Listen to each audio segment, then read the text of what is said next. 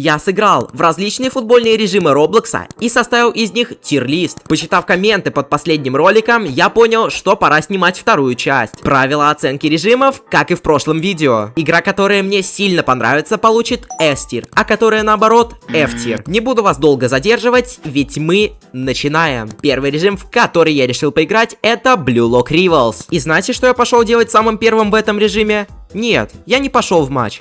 Я начал крутить рулетки со стилями и потоками. И только после этого я отправился играть в матч. Сразу же я понял, что игра очень похожа на Суперлигу футбола. Немного поиграв в этот режим, я понял, что я прирожденный защитник. И если учесть тот факт, что я играю в этот режим впервые, то когда я забил свой первый гол, это был для меня настоящий праздник. Сюда! Я наконец-таки гол смог забить, и даже 100 лет не прошло. Я горжусь собой. И меня сильно удивило в этом режиме то, что периодически появляются какие-то промежуточные анимации с сюжетом. К примеру, вот это. Вытащите меня отсюда! Привет, мальчик Демо. Я хочу вашего эг. Это чё?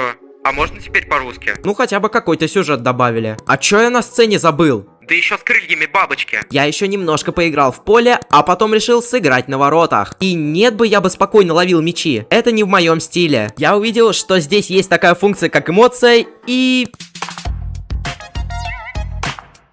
Но все равно я не забывал про обязанности вратаря и спасал опасные моменты. Режим очень интересный, похож на Суперлигу футбола, поэтому я поставил его вот сюда. Ладно, шучу, в тир-эс. Второй режим, в который я решил поиграть, это Шар РЕ. Вы меня спросите.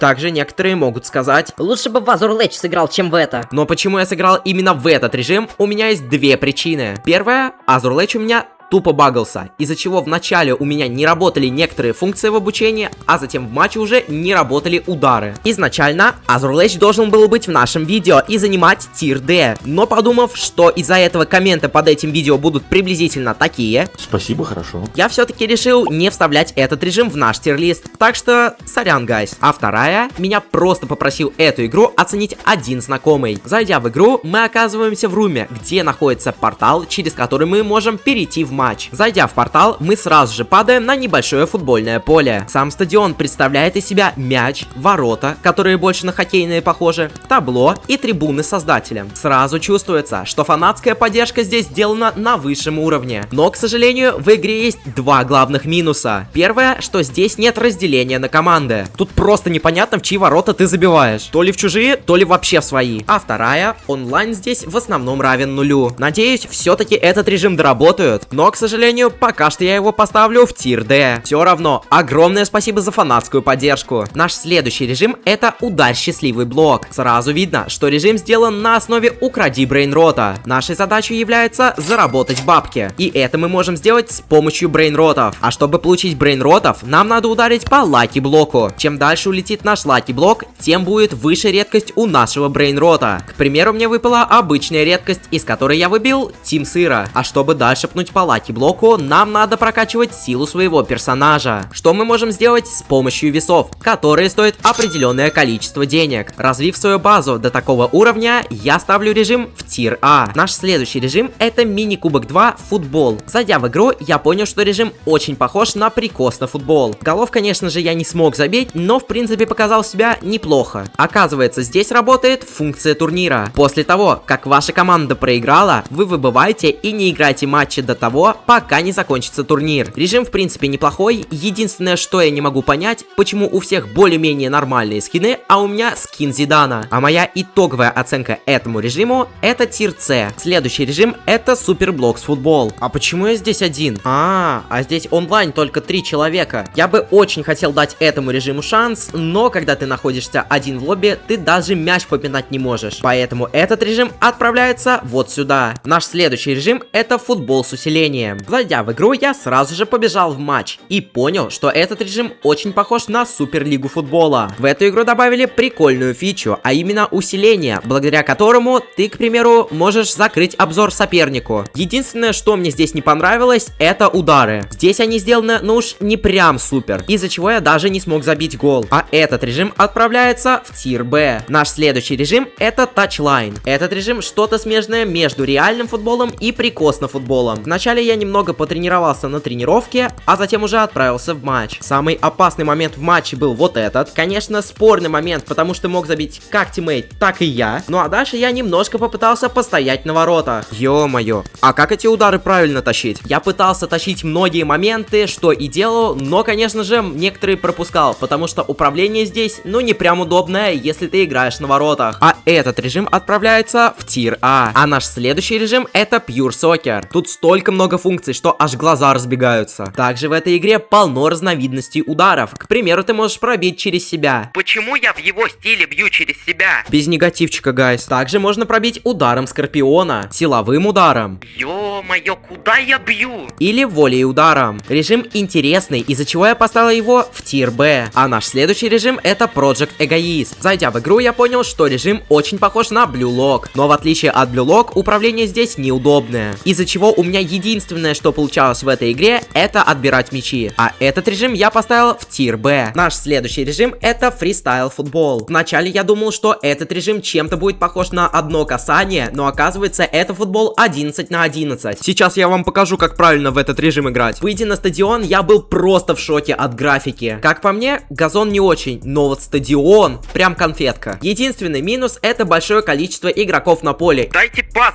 дайте пас. Не надо в соло тащить мяч, через пасы играйте. Единоличники, ё-моё. Теперь я понимаю, что чувствует Роналду в сборной, из-за чего тебе очень редко достается мяч. Но я продолжал играть и играть, но все же у меня не получалось получить мяч. А я решил поставить этот режим в тир Б. А наш следующий режим — это сенсорный футбол. Сразу же видно, что режим очень похож на прикос на футбол. Эти два режима очень уж похожи друг на друга, поэтому я решил посмотреть даты создания обоих игр. Оказывается, сенсорный футбол был основан в 2022 году, а прикосный футбол в 2024. И вот высока вероятность того, что прикосный футбол является либо копиркой сенсорного футбола, либо основан на этой игре. А теперь посмотрим сам геймплей. Управление здесь простое и удобное. Графика тоже сделана неплохо. Единственные минусы только в том, что все футболисты лысые, и мне не нравятся именно футболки. Но это мне не помешало поставить этот режим в тир А. Следующий режим — это логотип для футбольных карт. Зайдя в игру, мы видим, что она основана на «Укради брейнрота». А нашей задачей является бегать и собирать карты футболистов, с которых мы можем зарабатывать бабки. Чем дальше мы сможем убежать, тем более прибыльные карты там будут находиться. Но чтобы убежать дальше и сделать это быстрее, нам придется улучшать скорость. Да ё-моё, я зубастика слил. И это было не один раз. Да ё-моё.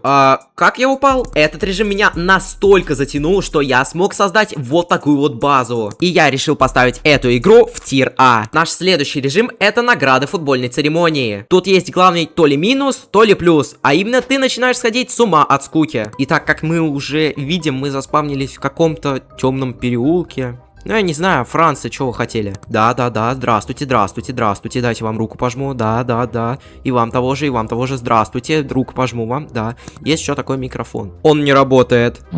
А, и вам тоже фоточку надо дать. Ну, конечно, сделаем фоточку. Пацан, уйди, пацан. Это меня фотографируют здесь. Этого будущего обладателя золотого мяча фоткают на память. Да, конечно. Спасибо, что мне сильно светите в лицо. Спасибо вам огромное, что светите мне в лицо своим светом.